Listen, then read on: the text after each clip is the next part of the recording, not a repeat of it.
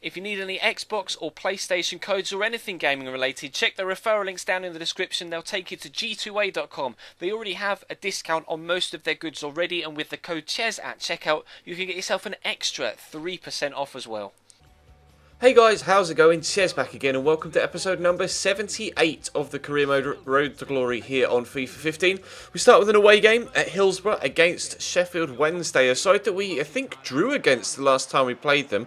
I can't quite remember. We may have drawn at home, or it was a slim victory at the very least, but we currently still sit third in the table, thanks to the flying form of Norwich City, and QPR just seem to be matching our results every single weekday. We beat them, obviously, in Saturday's episode, perhaps, maybe even Friday's episode, to draw level on points with them, but ever since then, the results have just pretty much matched each other, so we kind of sit on the same level of points as QPR. So hopefully, fingers crossed, we can get the results in today's episode to get ourselves back into those automatic promotion spots. Of course, we are in a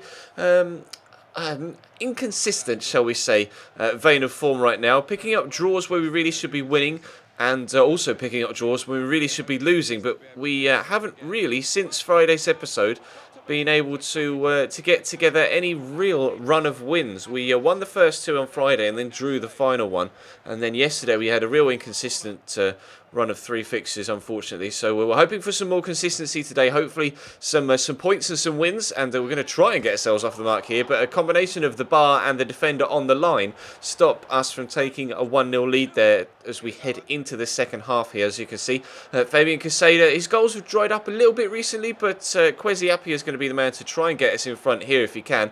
Nice feat to turn around the defender, just kind of running rings around him, and then the defender just kind of gives up and gives him a good old cheeky tug of the shirt. Down goes Kwesi, and it is a penalty. Not really too sure why it's showing Fabian Casada there, because it was Kwesi that had the chance. See him break into the box here. Quite obvious shirt tug there from the defender.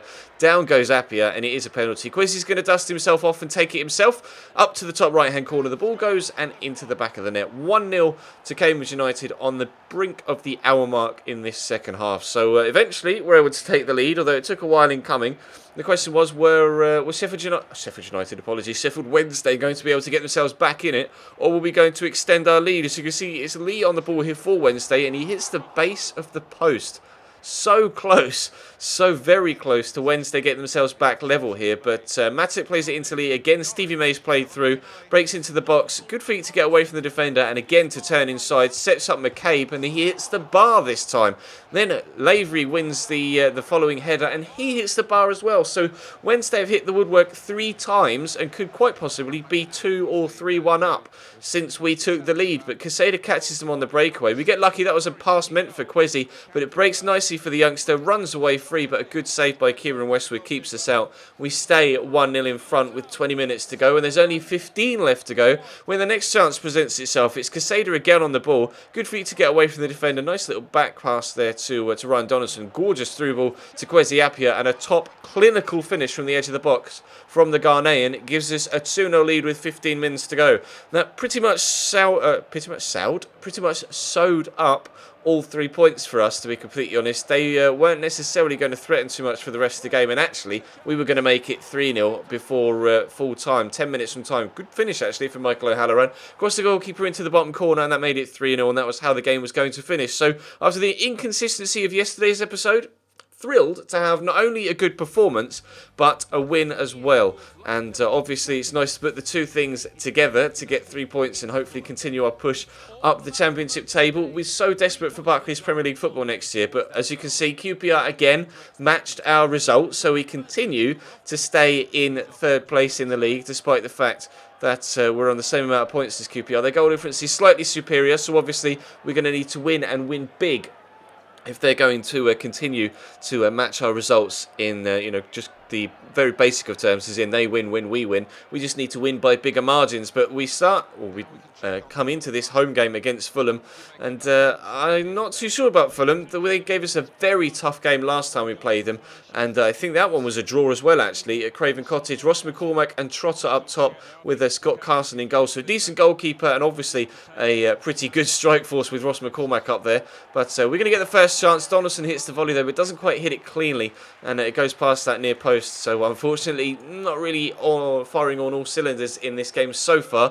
And then Fulham were going to try and break us down. Brian Ruiz and Ross McCormack linking up quite well before Cunningham and McCormack link up. Even better, Cunningham then dancing through my defence. Brilliant feat. You just can't cope with dribbling skill like that. And he does bury it into the bottom corner as well to make it Fulham 1 at Cambridge 0. And you can't deny that. That was a very, very good goal from Fulham there. And then they were going to cut through my defence again with some slick 1-2 passing. And it's Cunningham again in behind. And he does the keeper with a shot to the near post. See the keeper dive to his left, thinking the ball was going to go across goal. And Cunningham just kind of feints with the shoulder and then puts it over the keeper's legs into the near post. And we find ourselves 2-0 down as we headed into the second half. And that was really not the position we wanted to find ourselves in. We scored goals in the first game, so I was hoping we could get ourselves back into this one. But Scott Carson seemed to be in great form here, and that was a good header from the striker there. But unfortunately, the Englishman was on target or on hand to bat away the shot on target. Kwesi Appiah gets in behind here. Brilliant turn inside as well. Tries the shot, but a brilliant one-handed save from the goalkeeper again.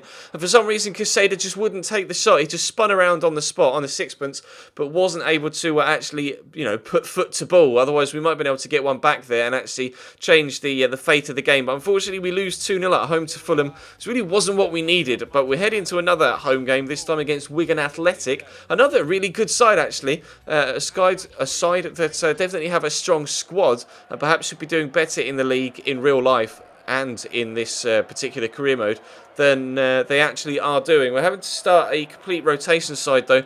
Now is coming the time where the fixtures are coming 2 to 3 a week for the rest of the season, and having been able to sell a couple of players in the window and not necessarily been able to bring in the volume of players that we wanted to, we're really up against it when it comes to the rotation and the fitness of the side, because everybody is completely shattered, and also we're missing Greg Taylor for 8 weeks with that injury that he picked up in the last episode as well. So we're really struggling right now. We had the same issue at the end of last season in League One, where the fixtures came thick and fast, and it cost us the league title. I'm hoping the same run of fixtures and the same injury worries and fitness worries won't cause us to miss out on automatic promotion this year as well. But, well, I say as well, but we were able to get automatic promotion last year thanks to finishing second. And to be honest, if you were to offer me second place right now, I definitely take it. But we can take a 1-0 lead after 5 minutes. Again, it's the slick passing that we can't really seem to cope with. They're just playing it around us, quick one-touch passing and a real pinpoint accuracy, and they're just able to take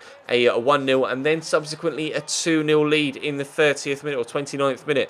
So not the start that we wanted in this one, especially considering we were 2-0 down against Fulham as well as we headed into the second half. So I was hoping for more of a response in this one than we got in the first game, or the second game technically, and Harrison Dunk cuts inside here. He's going to find Jordan Graham, and we said they played some really nice slick passing. Jordan Graham doesn't need to play some passes because he just dances in the box himself. Good, solid outside the foot finish from the striker Santiago Bologna, or so I thought. You'll see from the replay, the second replay actually shows it a lot better. He almost missed that. He actually played it, as you can see here, against the goalkeeper, and it goes in off keep. So he almost missed it, to be completely honest. But as you can see, Bologna was involved again here. Elliott with a header in the final minutes of the game, and a top save by Ali Al-Habsi means that we have to stay at 2-1.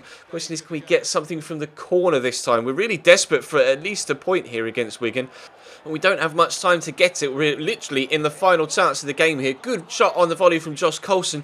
Ali Al-Habsi with a brilliant save, but the man with the whistle points to the spot, and I wasn't really too sure what for initially, especially when it zoomed in on Josh Coulson here. I was like, well, he didn't get fouled, but you see from the replay it was actually a foul on Tom Elliott. The legs tangle up there, and as Elliott was going for the rebound, he gets tripped. Down he goes. It is a penalty, and Santiago Bologna has the chance to rescue a point for us in the final moments, and it was the final kick of the game to give us a point, and Bologna just runs off. I was trying to celebrate with him, he just kept running, and he had enough. He's actually on his way out of the ground, so clearly delighted to have gotten a point here, and he seemed to be running all the way back to West Bromwich Loan Club to actually celebrate that goal. But we do get a point at home against Wigan, which actually could be vital for our league campaign. We really are struggling right now when it comes to finding some form. We're definitely going to get a playoff spot, because you can see we actually get a week's break after the Middlesbrough game, which could be vital in just kind of replenishing the fitness of the squad before we have to face Brighton after that Wolves game. So fingers crossed we can do okay in these final few games of the season, but I'm really going to have to pull my finger out the bag and actually try and nail down some solid results. We currently sit 3 points behind QPR, which is why that point against Wigan is crucial, because we still remain just 1 game behind the other side in those automatic promotion spots. We are now 7 points behind Norwich. They just keep on winning. So hopefully we can get ourselves some automatic promotion. We do have to play Norwich in the penultimate game, so if they slow up and we can catch them, we might be able to get above them with that penultimate game. But it's all in the air right now. 7 games left to go in the Championship season. We'll have to wait and see where we can finish this season. But that is going to bring today's video to a close. Thank you very much for watching. Check the channel page for anything you may have missed, including the first match day from the online career mode that went up at 12 PM this afternoon. Obviously, my player was delayed slightly, but did still go up at 2 PM. So check the channel page for either of those if you missed it, or anything else you might have missed over the past few days. Drop the video a like if you enjoyed. I'll be streaming FIFA 15 career mode tonight as well, I would presume, over on twitch.tv. So follow the links in the description to take you to my Twitch channel, and you'll be able to see if I'm live over there. Although if you follow me on Twitter, also a link down below, then you'll be able to see exactly what is going on with me as I tweet out very regularly. But that is all for now. Thank you very much for watching, guys, and I'll see you next time.